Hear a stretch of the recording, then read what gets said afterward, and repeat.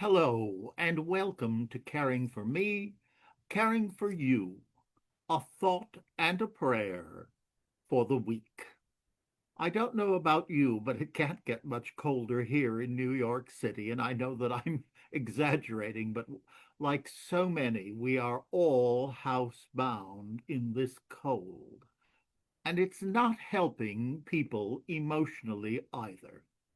2026 has begun in a very different way from many years, as we all understand the insanity that's taking place all over the world, and much of it being fostered from Washington, does not allow for us to have feelings of direction, of security, of progress, of meaning, and it can be a very difficult time. As someone who is privileged and blessed to spend a great deal of my week talking with people as a counselor, this is the overwhelming conversation that I am having with many, many people. And this week, in our series using Peace Be Still, Prayers and Affirmations for Family Caregivers, the topic was gratitude. And I thought, oh, I couldn't agree more, because gratitude saved my life so long ago when I first got into recovery. It was gratitude for the smallest things that let me grow into bigger things. It was gratitude on very simple things that let me know that progress was happening. Now, I came upon two readings, and one is a prayer and one is something my grandmother had in her wallet, and we discovered that after she died. And I've always loved it, and I've shared it this week with quite a number of people. So I wanted to share it with you. The social climate, the political climate, the wonderful things that are happening. I'm so proud of the Midwest. They're singing recovery. They're singing unity. It's important. And with great gratitude, I give thanks for coming from a tradition of that nature that says, let us sing into the solution. Let us find our unity. Let us find the peace in me that salutes the peace in you, no matter who you are or no matter who I am, no matter what you have done or I have done. We can come together and we can find connection. We can find oneness and we can be grateful. So first, I'm going to read a beautiful, very simple prayer, but I invite you to join me. And as always, it is God as you understand that wonderful mystery today. Dear God, I have no idea what's happening in my life right now, but I just want to say thank you for being with me in my highs and my lows. My life hasn't always been easy, but one thing I know, you have never left me. You are my everything. Dear God, I love you, and I promise I will never stop loving you. With deepest gratitude. Amen. What a beautiful prayer. Thank you for being with me in my highs and my lows. Yes. And we're hearing a lot of that conversation, but we aren't going through it. In faith, we are growing through it. And we are seeing more of that happening, more positive, more love overcoming the hate. It is an exciting time. And when we begin to look at it in that form, we can be very grateful. Now, for many, financial issues are being exacerbated at this particular time. It is for me. It is for, I don't know anyone who is not having that. At present, we are working on a wonderfully exciting project for corporate America, frankly, corporate the world. but it's an 8-part series which I have entitled Yana CCC. And we're hoping to launch that at the end of March. Our team in Bali, the wonderful tech team there, is working on that and putting it together. And Yana CCC means you are not alone. Corporate concierge caregiver. And yet, humanly, as we're working on it, I just wish it were there so that we could be out there marketing it, because it's going to be it is something that is definitely needed with 63 million family caregivers here in America. And 70% of us work full or part-time. We don't have any other time or place to find education, resources, and support. But those of us who are involved in some sort of corporate entity, if they will adopt this program and put it into their curriculum, their lunch and learns, their BRGs, their ERGs, they will have a solid, and they will own it for life, a solid base to help the family caregivers, no matter where they are when they first hear it. They may be just arriving in the world of family caregiving. They may be coming to the end of it. Or they may be experimenting, thinking it's going to come down the line. That was always the way when I taught the class at Emblem Health. There would be those who thought, well, I must, mom and dad are getting up there and I really ought to know about this. And they'd come and take the class. And perhaps a year, perhaps 2 years later, they would walk through the door again. And all I had to do was look at their face. They were in the middle of it. And they were coming back to hear the resources that may have just gone over their head because they weren't at the point where they needed them. That's always part of it. We read many books and then we read them again and we think they were rewritten. They weren't. It's what we're hearing and what we're listening to. Now, I mentioned to you that I also wanted to read because I've been sharing this a great deal this week. My grandmother was an incredible, incredible woman.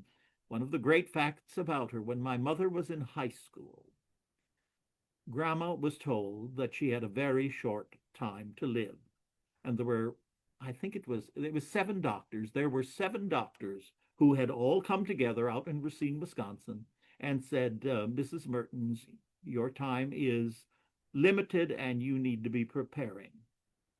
Well, my grandmother, a great woman of faith, did what she was told. She made arrangements for my mother to learn to be on her own, sent her off to Milwaukee, which seemed so far away, to go to college, to go to high school. And then my grandmother followed the treatments. Now, my grandmother also had a great sense of humor because she went to the funeral of all 7 of the doctors, and she was very much alive and lived well into her 80s. We were blessed, and without question, she was my favorite. And so when I found this particular poem, John Greenleaf Whittier, in her handbag, I smiled, and I've kept it with me, and I find it so, so precious. It's called Don't Quit. When things go wrong, as they sometimes will, when the road you're trudging seems all uphill, when the funds are low and the debts are high, and you want to smile, but you have to sigh. When care is pressing you down a bit, rest if you must, but don't quit. Life is strange with its twists and turns, as every one of us sometimes learns, and many a failure comes about when we might have won had he stuck it out. Don't give up. Though the pace seems slow, you may succeed with another blow. Success is failure turned inside out, the silver tint of the clouds of doubt. And you never can tell just how close you are. It may be near when it seems so far. So stick to the fight when you're hardest hit. It's when things seem worst that you must not quit. For all the sad words of tongue or pen, the saddest are these. It might have been. I love that. And I've thought of her through so many challenges and trials and good moments and very difficult moments. She was the spirit of the divine walking in my life, and I feel her presence even as I read that to you today. That's one of the great gifts as spiritual beings, having this human experience. We're going to let go of that human experience. But the eternal, the spiritual, is with us always. It's where we came from, and you can use any words you want for that, and to that to which we return. Love is the best word I know. And for that I give great thanks. I think of Winston Churchill's very famous speech. I know many of you know it. It was probably the shortest speech in history. He had been invited to an event where he was going to speak at a school of young people, and they were all excited to think that Sir Winston Churchill was coming to speak. And he stood and he went to the lectern, and he looked around,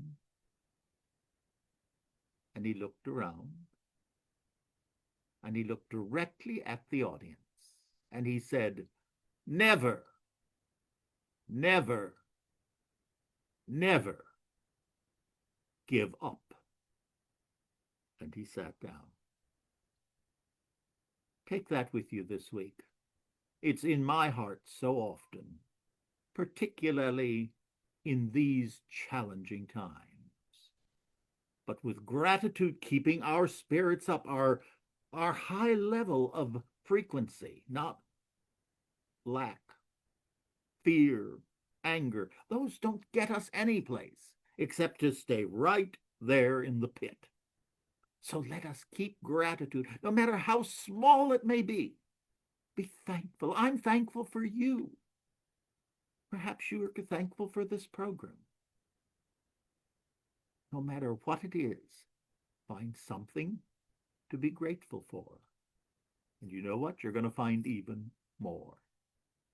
Now, I'm going to close our time together with this prayer from Peace Be Still, Prayers and Affirmations for Family Caregivers by Reverend Marion A. Gambardella and yours truly. Gratitude.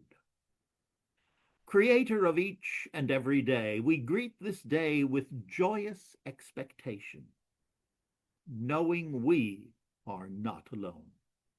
Thank you for this night of peace and quiet and for continuing life today.